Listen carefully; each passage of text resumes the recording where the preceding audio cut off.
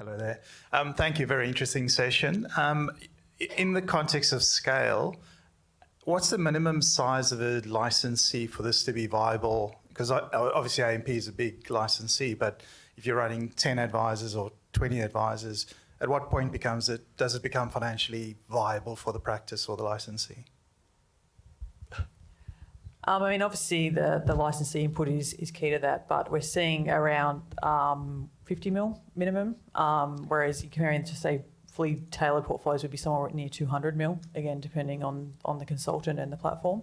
I don't know if you have any. Yeah, no, like that's, so I think your question was at the licensee level, right? Yeah, so the tailoring starts to Eleanor's point, it starts at sort of 30 to 50 million. So, right now the cutoff to sort of go fully bespoke is, depending on the platform, but let's say 200 mil up.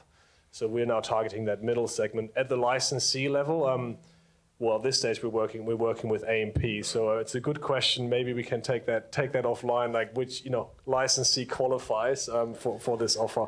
But at the practice level, 30 to 50 million plus. I was just thinking, obviously it won't come free. So so it's like, from a fee point of view, when is it feasible for a licensee to go, actually, this makes sense? Well, again,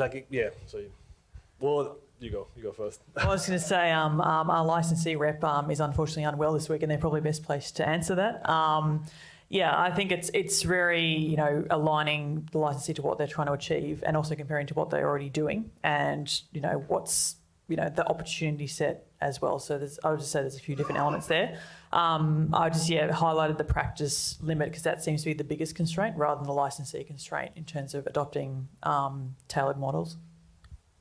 Yeah. I mean, ultimately, this is new to market, but ultimately, this is pretty efficient in the sense that there's scale, at the practice level, there can be scale at the top level. So there's in terms of additional costs, we can keep them like really thin. So for the end client, actually all that benefit flows through. So there's not going to be huge sort of another 5 layers of fees on top of it. So the end client actually loses out. It's the opposite. So here we actually democratizing managed accounts for the broader market so that advisors can tailor it and really sort of, build the right portfolio for the end client without actually having a significant fee uplift.